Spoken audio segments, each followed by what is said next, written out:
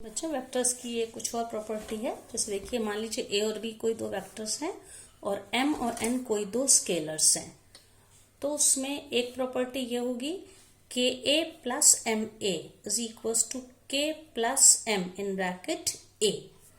अब जैसे इसका मैं एग्जांपल लेती हूँ फर्स्ट वाले का। मान लीजिए वेक्टर ए है, क्योंकि किसी भी वेक्टर से कंपोनेंट्स में लिखा जा सकता है आई जे के फॉर्म में। मान लीजिए 2i cap plus 3j cap plus K cap, ठीक है। तो और k की वैल्यू मान लीजिए है यहाँ पे के ए प्लस एम ए है। k की वैल्यू 2 है और m की वैल्यू 3 है। तो इसका क्या मतलब हो गया कि हम एक बार 2 से के ए का मतलब है हम 2 से इस पूरे वेक्टर को मल्टीप्लाई करें, ठीक है। तो क्या हो जाएगा ये 4i plus 6j cap plus 2k cap. और यहाँ पे क्या मतलब है एम की वैल्यू मान लीजिए मैंने 3 लिया है यहाँ पे, ठीक है। तो एम ए मीन्स एम की जगह पे 3 और ए की जगह 2i cap 3j cap plus k cap. तो इसको सॉल्व करेंगे 3 2 6i cap plus 9j cap plus 3k cap. इसको अब इनको अगर हम आपस में ऐड कर दें के ए प्लस एम ए, ठीक है, मतलब ये के ए की वैल्यू ये एम ए की वैल्यू, इनको सॉल्व करने पे क्या मिलेगा 4i cap 6j cap plus 2k cap added to 6i cap plus 9j cap plus 3k cap. तो जब हम इनको सॉल्व करेंगे तो i के साथ i, j के साथ j और k के साथ k। तो 4 plus 6 10i cap 6 plus 9 15j cap and 2 plus 3 5k cap. एक आंसर हमको ये मिला। अब दूसरा क्या कर सकते, k और m को हम पहले आपस में ऐड करके फिर हम a से मल्टीप्लाई करें। तो k की वैल्यू क्या यहाँ पे मैंने ली है 2 और m की वैल्यू 3।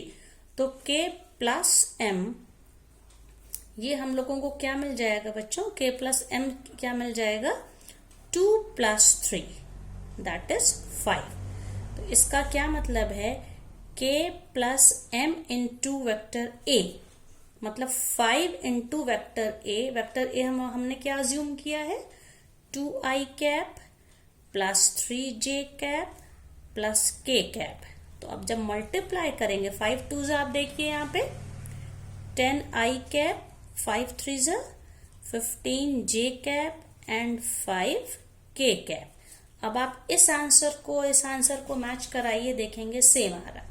इसी तरह से हम k और m की डिफरेंट वैल्यूज लेके हम इसको प्रूफ कर सकते हैं। बाकी को k मतलब दो स्केलर्स हैं, तो अगर हम पहले दोनों स्केलर को मल्टीप्लाई करके फिर उससे वेक्टर उस वैल्यू को वेक्टर से मल्टीप्लाई करें, या पहले एक स्केलर को वेक्टर से मल्टीप्लाई करके फिर दूसरे स्केलर से करें, हमें आंसर सेम मिलेगा। इसी तरह दो different vectors a plus B हैं, वेक्टर्स को आपस में ऐड करके तब स्केलर से मल्टीप्लाई करें कि यहाँ स्केलर है, या हम अलग अलग दोनों स्केलर से दोनों एक ही स्केलर से दो अलग अलग वेक्टर्स को मल्टीप्लाई करके फिर ऐड करें, आंसर हमें सेम मिलेगा।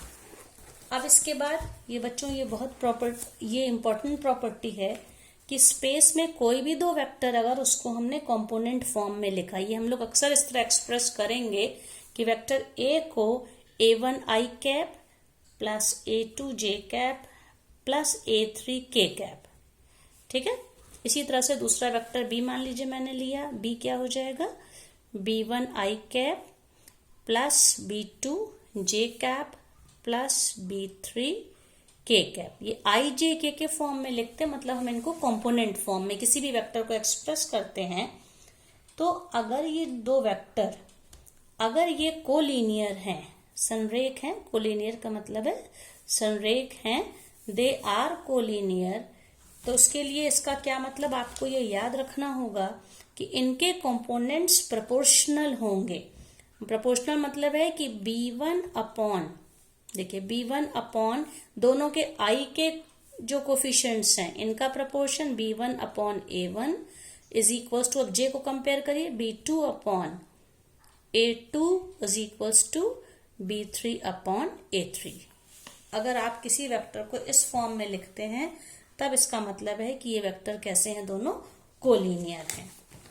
और किसी भी वेक्टर को अगर हम इस फॉर्म में जब लिखते हैं A1 i j k के कोफिशिएंट्स के फॉर्म में, तो ये जो i j k के कोफिशिएंट्स होते हैं वो उसके क्या कहलाते हैं, डायरेक्शन रेशियोज कहलाते हैं। जैसे अगर मैंने लिखा A1 i cap plus A2 j cap plus A3 k cap, तो A1 A2 और A3, A1 A2 and A3 इनके क्या कहलाएंगे, डायरेक्शन दिक कोसाइन या डायरेक्शन रेशियोज। डायरेक्शन कोसाइंस और डायरेक्शन रेशियोज क्या होते हैं ये हम लोग पहले ही डिस्कस कर चुके हैं बच्चों।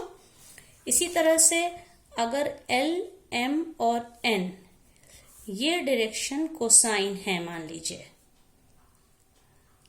कोसाइंस हैं, तो इसका क्या मतलब है कि अगर हमने L i cap plus M j cap plus N k cap लिखा है, इसका मतलब है कि ये L क्या था, ये वही वेक्टर x y और z एक्सिस के साथ जो एंगल बनाता उसका cosine, cos alpha i cap plus cos beta i cap j cap plus cos gamma k cap, ये इसका मतलब होता है। यहाँ पे अल्फा बीटा और गामा क्या, तीनों एक्स वाई जेड एक्सिस के साथ बनाए गए एंगल है। अब इस पे कुछ हम लोग प्रॉब्लम्स देख सकते हैं बच्चों। अब अगर दिया है, मान लीजिए दो वेक्टर स्पेस में है X I cap plus 2j cap plus Z K cap, एक वेक्टर ए है और वेक्टर बी है 2i cap plus Y J cap plus K cap. If it is given that vector A is equals to vector B, दो vectors equal हैं तो हमें X Y और Z की वैल्यू निकालनी है। तो कोई भी दो वेक्टर स्पेस में तभी इक्वल होंगे जब उनके कंपोनेंट्स आपस में सेम होंगे। कंपोनेंट्स सेम होंगे मतलब X I is equals to 2i, similarly 2j cap is equals to Y K cap, and third one is Z K cap is equals 2j cap is equals to Y J cap, sorry 2k cap is equals to Z K cap is equals to k cap. Compare करिए अब इनको, तो इसका क्या मतलब, x is equals to 2, y is equals to again 2 और z is equals to 1। इस तरह हम कंपेयर कर सकते हैं।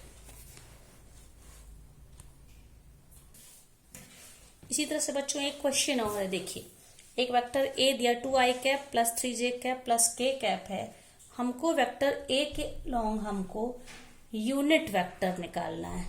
तो यूनिट वेक्टर का सिंबल क्या होता है, यूनिट वेक्टर को हम लोग ए कैप से दिखाते हैं और ये हम लोग फॉर्मूला पहले ही डिस्कस कर चुके हैं, 1 upon mod of A into vector A, इससे दिखाते हैं। तो इसके लिए सबसे पहले हमको इसका मॉड चाहिए, इस वेक्टर का मैग्नीट्यूड चाहिए, और ये क्या होता है आई जे के जो कोफिशिएंट्स हैं उनका स्क्वायर करके ऐड करके स्क्वायर रूट कर ले, मतलब 2 square plus 3 square plus 1 square, और ये वैल्यू 4 प्लस 9 प्लस 1 वो 14 आ गया, स्क्वायर रूट ऑफ 14 इसका मॉड हो गया।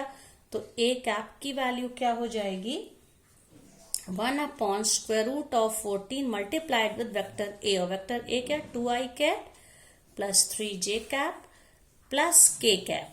तो मतलब हर ये नंबर अलग अलग इससे डिवाइड हो जाएगा, ये पूरा इससे मल्टीप्लिक, तो एक बार 2 upon square root of 14 i cap plus 3 upon square root of 14 j cap plus 1 upon square root of 14 k cap, ये इसका यूनिट वेक्टर हो जाएगा। अब मान लीजिए कोई क्वेश्चन ऐसा है कि कोई वेक्टर दिया है और उसका हमें उसी के पैरेलल, उसी के अलोंग हमें एक ऐसा वेक्टर चाहिए जिसका की मैग्नीट्यूड, उसका मॉड या उस वेक्टर का एक हमको ऐसा वेक्टर बी चाहिए जिसका मैग्नीट्यूड क्या हो, मान लीजिए 4 यूनिट्स हो।